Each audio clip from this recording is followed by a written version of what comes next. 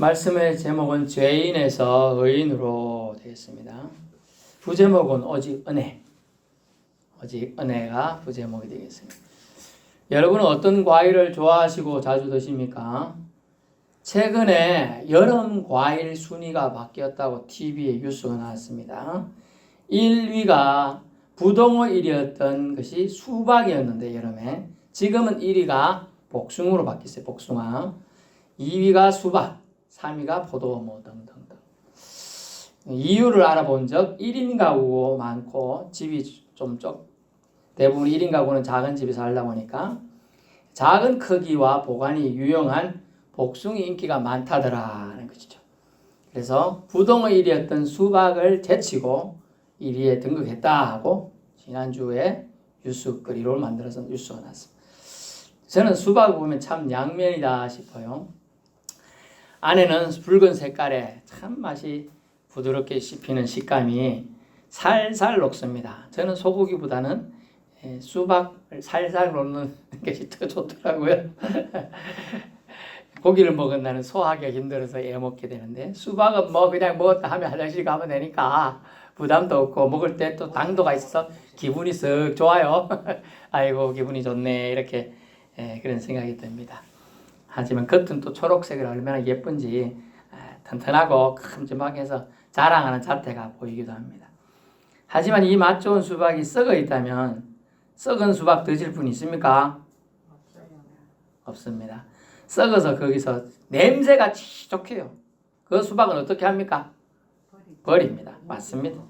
사람은 그렇다면 과일로 치자면 좋은 냄새 나는 수박일까요? 나쁜 냄새 나는 수박일까요?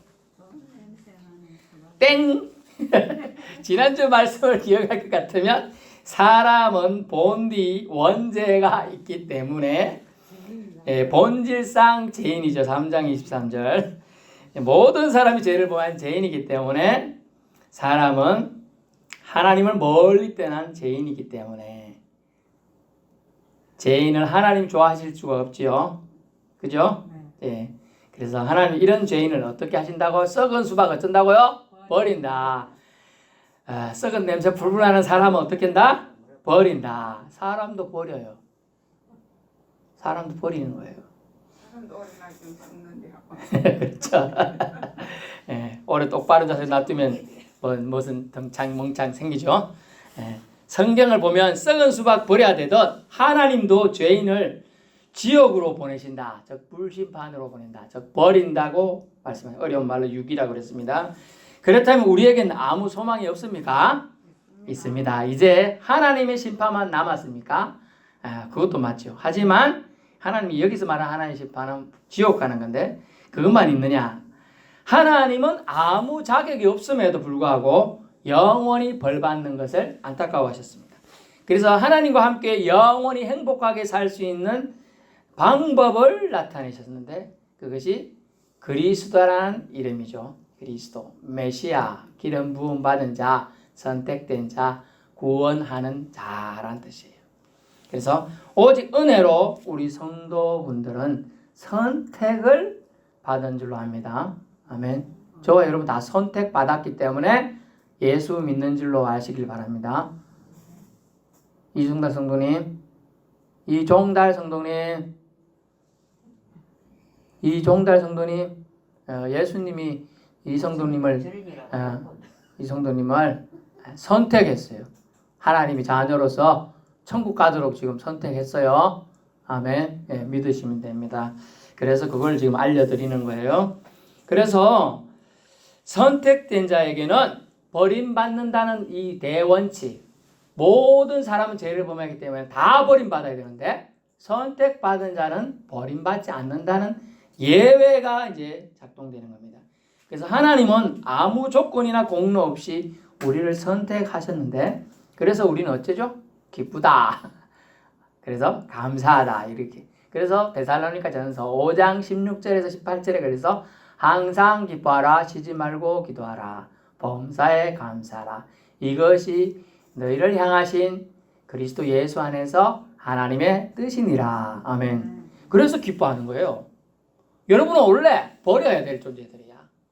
오늘 그래서 수박 가져와서 여기 썩은 거 보여주려고 그랬는데 저걸 또 왜 가져왔나 또 생각하실까봐.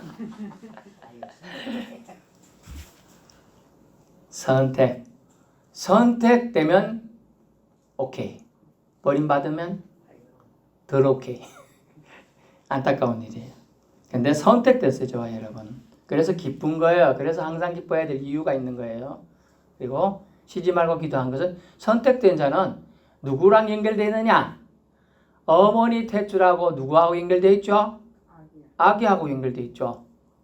뭐 여러분은 거꾸로 생각할지 모르겠어요. 아기 탯줄하고 엄마하고 연결됐다 생각할 수 있겠네. 어쨌든 연결되어 있죠. 우리 하나님하고 우리는 선택되고 나서 연결이 되어 있어요. 누구를 통하여? 그 연결줄이 예수님이에요. 예수님. 연결되어 있어요. 그러므로 아무 조건이 공로 없이 우리 예수만 믿으면 선택된 자로서의 삶을 누릴 수 있습니다. 그래서 기쁘다고 말하는 거예요. 그리고 그것 때문에 연결고리인 기도를 계속 활용하시다. 그래서 지난주에 그것은 권리고 의무다라고 얘기해 드렸습니다. 그리고 그것 때문에 선택된 자의 기쁨과 기도로 하나님과의 교제가 되니까 너무나 좋아요. 좋아하는 사람, 사랑하는 사람은 늘 같이 있고 싶어요. 또 가끔 멀리 있던 자식이 와서 있으면 좀 더 천천히 더 있다, 두 밤만 더 자고 갔으면 좋겠는데 자식 생각은 다르죠. 저도 자식이 이제 빨리 가야겠다 이렇게 생각하는데 하룻밤만 자고 가. 엄마 이 누추한 것을 어째 자고 가? 이러면서 점을 잡을 때도 없는데 하고 그냥 가는 경향이 많지만은 부모는 자식이 좀 더 같이 있고 싶어하는 거예요. 그걸 연결고리라고 그래요. 그리고 자식이 왔어. 또 간다고 하지만은 그래도 부위 잡나요? 가지 마! 가면 안 돼! 이런 분다. 그래, 네 가서 또 잘 살아라. 이러죠? 와준 것만 해도 뭐라 해요? 고맙다. 그죠? 와준 것만 해도 감사하다죠? 그렇게 보내는 거예요. 그러므로 우리는 감사를 또 생활해야 한다는 거예요. 감사. 오늘 아주 중요한 걸 지금 이제 말씀드립니다. 하나님은 첫사람 아담과 약속하셨어요. 메모하는 거 좋은데 이걸 잘 기억해가지고 암기하세요. 메모할 수 있는 사람은 머리도 좋잖아요. 암기하시면 돼요. 뭐야? 선악과 열매를 안 먹으면 죽지 않고 영원히 사는데 먹으면 죽는다는 것이 선악과를 먹는 열매를 통하여 주신 하나님의 순종 계약, 순종 언약이에요. 다시 말하면 선악과를 열매를 안 먹으라 되는 것이 하나님이 주신 우리에게 행동 약속, 행위에 대한 약속, 그걸 행위 언약이라고 합니다. 다시 말하면 자신의 행위에 따라 복을 받을 수도 있고 저주받을 수 있어요. 구약사상, 신명기사상, 신명기 28장 이후에 너가 이것들을 행하면 복을 받을 것이야. 이것들 안 하면 저주받을 것이야. 심지어 네 집에 있는 떡 반죽 그릇도 복을 받고 잘못하면 그것도 저주받을 것이야. 너 때문에 땅이 저주받을 것이야. 딱 이런 얘기가 행위 언약의 근거예요. 너희들이 말씀을 지키면 복을 받고 아니면 저주받을 거야. 이게 다 행위 언약이에요. 다시 말하면 여러분이 예배 드리러 오면 복을 받고 예배 드리지 않으면 저주받을 것이야. 이게 행위 언약이에요. 첫사랑 아담과 약속한 것은 이 행동 언약, 행위 언약입니다. 선악과 열매는 따먹지 않고 다른 거 다 먹어도 돼. 그래 그거 따먹으면 너 정령 주리라. 이런 행동에 대한 약속을 줬어요. 근데 사람은 어떻게 했죠? 따먹고 저주 아래 거하게 된 겁니다. 하지만 지금 예수 그리스도로 인하여 펼쳐진 신약시대의 이유는 뭐라고 되어 있느냐? 우리와는 이 행위에 따른 언약을 맺지 않았어요. 아주 중요한 겁니다. 뭐냐면 하나님은 예수 그리스도로 인하여 이제 우리하고는 은혜 언약을 맺었다. Grace of God. 하나님은 은혜, 하나님은 은혜이시다. 하나님은 선물이시다는 개념인데 뭐냐면 은혜는 못했다고 안 주고 잘하면 주는 것이 아니라 아무것도 묻지도 따지도 않고 주는 걸 말해요.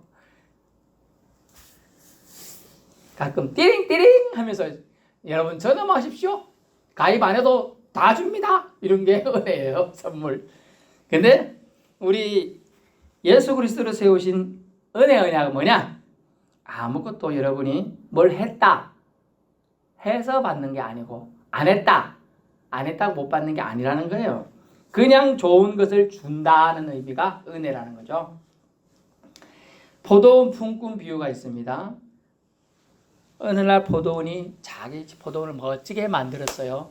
그래놓고 일꾼들을 모집하러 나갔더니 새벽 5시, 6시쯤 나갔더니 일찍 나갔더니 일하러 나온 사람이 저도 새벽 인력 시장 나가려고 5시 20분쯤 나가갖고 5시 40분쯤부터 뽑혀가기 시작하는 사람들이 있어요. 당신은 뭔 재주가 있어? 저는 뭘 잘합니다. 그래, 당신 빨리 타. 그러면서 봉고차 씩 타고 가면서 일하고 합니다. 그래서 저는 나중에 보니까 재주가 없네. 청소밖에 못하겠더라. 그게 어떤 날은 저도 안 팔리간 날이 있어요. 안 팔리 한 2번 더덜더덜 가면 집에 가면 뭐라 카노. 애들 둘이나 있는데 와이프가 참 돈도 안 벌고 왔다고 핀잔 주지 않을까. 저도 눈치 봤지요. 저도 눈치 봤어요. 그래가 그날은 버스 타고 집에까지 못 가겠더라고. 걸어서 집에까지 갔어요. 왜냐면 제가 공부하는 데서 그 서울 신림전철역 있어요. 거기서 거기 인력시장이 있거든요. 거기서 신림 구동까지 가야 되면 상당한 거리예요. 제가 걸어서 갔어요. 차비 아끼려고. 아니 일했을 때 당당하게 옷 딱 벗어주고 일 딱 나 오늘 일했으니까 돈 봐. 이러면서 자 하면 주면서 제가 그러는데 그 아는 날은 오늘 일 못했다 이러면서. 자, 포도원 품꾼 비유는 뭐냐면 아침 7시에 나간 사람이나 아침 새벽 5시에 나간 사람이나 오후 3시에 나간 사람이나 심지어 오후 6시에 끝나는데 일이 오후 5시에도 놀고 있는 사람이 있는데 포도원 주인은 오후 5시에 당신 아직도 놀고 있나? 아무도 날 일 써주는 사람이 없어. 그래가지고 그 사람 5시에 들고 들어갔고 6시까지 1시간 일했는데 일 끝났다고 다 주인이 부르더래. 자, 오늘 일한 사람 나오시오. 자, 집에부터 나오시오. 이 집사님, 김 집사님, 김 권사님 쭉 나와요. 고 집사님 다 나와. 돈을 내려주는데 제일 높게 온 오후 5시에 온 사람한테 오늘 약속한 돈을 딱 주는 거예요. 와, 한 달란트. 그건 너무 큰 돈이니까 한 데나리온 줬습니다. 딱 주니까 뒷사람들이 한 시간밖에 일 안 한 사람을 한 데나리온 한 5만 줬다고 생각합시다. 그러니까 저도 그런 생각을 했었어요, 옛날에. 예?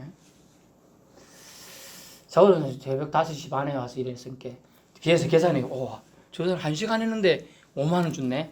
나는 10시간 가까이 있었기 도대체 몇 시간을 주는 거야. 막 기대감이 막 생겨요. 그리고 끝에 가서 딱 봤는데 똑같이 5만 원 주는 거야.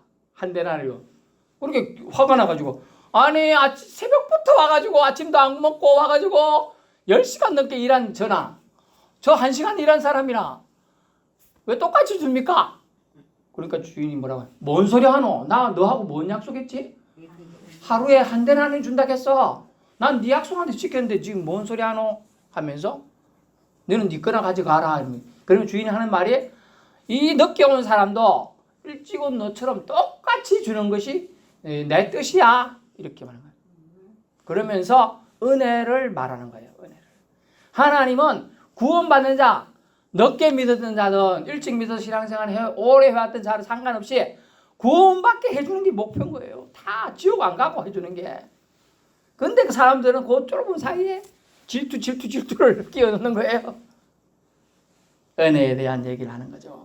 하나님은 값없이 모든 걸 주는 걸 주신다는 거예요. 그래서 예수님을 믿으면 은혜가 돼요. 우리가 뭔 행동을 잘해서 받는 게 아니라는 걸 여러분 깨달으시죠. 여러분이 뭐 자기 공로 의지할 거 없고 자기 의로 주님 앞에 서 있는 게 아니에요. 똑같은 품삯을 주고 안 주거나 하나님의 전권적인 사항인 거죠. 오직 은혜의 사항이에요. 그럼 우리 성도 모두가 천국에 가고 못 가느냐 하는 문제는 아담의 경우처럼 행위가 아니라 하나님 은혜에 달려 있다는 거예요. 하나님 은혜에 달려 있어요. 이렇게 생각할 수 있어요. 저 사람은 맨날 교회 와도 신앙생활 똑바로 안 하는 것 같아. 대체 뭘 하다 가는지 몰라. 생각할 수 있어요. 그렇지만 하나님 생각은 뭐냐? 하나님 가테고리 안에 들어오게 하는 게 목적이야. 일단은 포도원 일꾼 안에 일터에 집어넣기만 하면 돼. 들어오기만 하면 되는 거야. 그래서 주님은 말씀하신 그것을 속량 은혜다라는 거예요. 속량 은혜. 공짜로 주어졌지만 그 속량에 누가 있었느냐? 24절 그리스도 예수 안에 있는 속량이야. 그래서 보통 품꾼이 일할 수 있는 일터 안으로 들어와야 되는 것이 그 일꾼들이 돈 받는 방법인 것처럼 우리가 속량, 죄가 없어졌다. 여러분이 빚진 것이 탕감되려면 예수 그리스도라는 틀 안에 들어와야 그것이 없어지는 거예요. 아멘. 건설, 속량 완전히 없어지면 많은 거예요. 깨끗해지는 거예요. 죄가 없어지는 거예요. 하나님께서는 우리 같은 선택받은 자들의 구원을 한 구속자, 즉 속량을 통해서 이루셨는데 요한복음 14장 6절이죠. 내가 곧 길이요 진리요 생명이 나로 말미암지은 그런 아버지께로 올 자가 아무도 없다. 그래서 우리는 누구를? 예수님을 믿어야 된다라는 거예요.